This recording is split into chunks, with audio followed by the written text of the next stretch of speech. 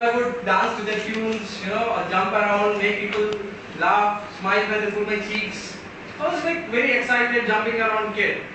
But then slowly, as I was growing older, I had to go to school. Initial days of kindergarten was all fun. We were given a lot of toys to play. We had to play around in the school, and it was all fun because singing rhymes, twinkle twinkle little star, if you all remember, and ABCDs and numbers. But slowly, as I was, going to my, other standards, growing, the, homeworks are increasing, the pressure from the parents to perform, all this started building up. So the excitement, the fun part in going to school was, fading away. But I was helpless. Most of my time I wanted to play, but my parents would say that, sports or playing would spoil my studies. So I was forced to, sit with my books for long hours. It was not enjoyable anymore. Throughout my school, there were three things which I always wanted. Or it went with three things. One was fighting with my parents to play all the time. Second was sitting with my books, while not knowing why I'm studying. And third was dreaming of my graduation. Because my parents always told me that once I get into graduation, they will stop bothering me. It's all my own time. I can, get up whatever time I want. I can go roam around with friends. My father said he'll get me a bike. So, I was dreaming all colorful life and, lots of girls as well. What's life, man? Little romance. So that's how life was going.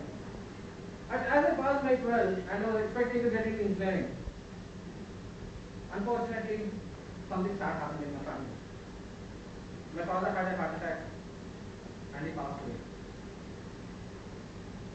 I had no other choice but to take this gallant responsibility on my shoulders. My mother was a housewife and I had a younger brother who just passed 10.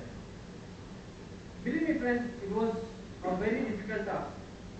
I felt like an untied kite, which was flying high, just lost its support and, fallen tumbling down. I had no other choice but to take up the responsibility. I had to bring, our family to normalcy from the great tragedy that we felt, and also at the same time I got into engineering, so I had to concentrate on the studies. Life was very difficult, but somehow I managed to, take up the responsibility, study, come through that phase. During my college days, I had a lot of friends. There was one particular friend who was always stood beside me, who was always there for me in difficult situations. His name was Kiran. We both had a very good time. We thoroughly enjoyed. It's not because we were having fun. During college days also we used to, dream about our life. We used to have common interests. We wanted to build our own business. As we graduated from college, we thought initially for a few years, we'll work, make some money for the initial funding, and then start up our own. It was like Kiran was more towards, interacting with people. He could make contacts very well and use those contacts. So we used to think that Kiran would be the person who would get business for us, and I was more capable of running the operations. So these were the dreams that we had during college days. As we passed out, and I was in Mumbai working, and Kiran was in Hyderabad. I worked almost for 1 year. This was in 2003. I was working in Mumbai, and Kiran was working in Hyderabad. Then I also happened to move to Hyderabad. We were working in different companies, but staying together very close. Unfortunately, the second blow of my life, Kiran met with an accident and he passed away. Again, all my dreams were washed away. All that I was building around were just shattered. But somehow, it took a long time for me to come over this personal loss and again refocus on my dreams. I still didn't give up. When I was in Hyderabad, I saw a great potential where I could help a lot of youngsters coming to Hyderabad, in search of a job, doing some or the other courses in institutes. But they were not finding a way how to get into the industry. There was a big gap. So I wanted to set up an institute where I could help people. But unfortunately, my company transferred me to Delhi. So I moved from Mumbai to Hyderabad to Delhi now. And that's when I moved to Delhi, that's when my younger brother, he was about to finish his graduation. And he was planning to do his master's in biotechnology. So one day we were chatting about his future plans, where he wants to do and all. He said that he wanted to do his master's from Andhra University. Andhra University is a very, a respected university in Andhra Pradesh. So I said, I encouraged him. I could give him all the support to prepare. And I also promised, if he could make it to Andhra University, I'll give him a bike. As a brother, I thought it was my responsibility to encourage him. And he worked very studiously. And you know what? He scored state 20th rank. He made us all feel so proud. And I kept my promise. I gifted him the bike. He worked so diligently that even he was called by two A-grade scientists from India to do his internships. He did his first internship in Gujarat under Dr. P.D. Gupta, and his second internship was in Lucknow in an institute. So things were all going fine. And at the same time, during that phase, when things are going all well, I happened to meet this female who was very talented, and we were sharing, similar interests in life. We wanted to, build our lives together. So it's like Chetan Bhagat's two states.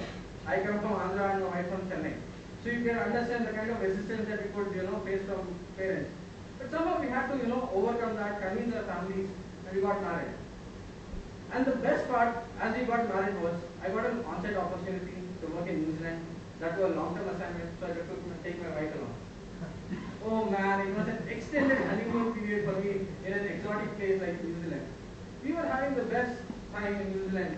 The clients were also so friendly, jovial, that life was seeming very colorful in life. But life is not like that. One day we went out for a trekking, me and my wife, along with some friends. And something very devastating happened in India. As we came back from trekking, I saw that there were a lot of missed calls from my friend. I had to, call back, and I got the news that in India, my brother passed away due to cardiac arrest. Friends, when I got this news, I was like very weak in my knees. I couldn't even stand. But somehow, I had managed to come back home. My wife was carrying. Unfortunately, her visa was with the embassy. It went for extension. I was in a dilemma whether to leave her back in New Zealand or I had to stay back. I didn't know what to do. But then I had no choice. I had to leave my wife with my friends. Took the next available flight, came back to India. It was like a tsunami for our family. In one wash, everything that we have built in all these years, washed away completely. It took even 3 months for me to realize, recover from this, come out and report to work. After 3 months, I joined the office. I never went to New Zealand after that because my wife was carrying and my mother was all alone. I had to support my family. Why I am telling you all this is, we are all born with innate potential. We can use it to the fullest, and we can achieve great heights. Life is not always parties and pleasure. There are pains and despair as well. Every time life threw me challenges, I could come over that. And I hit hard my life. And I fought fiercely to deserve my dreams. And today I am here just to fulfill my dreams.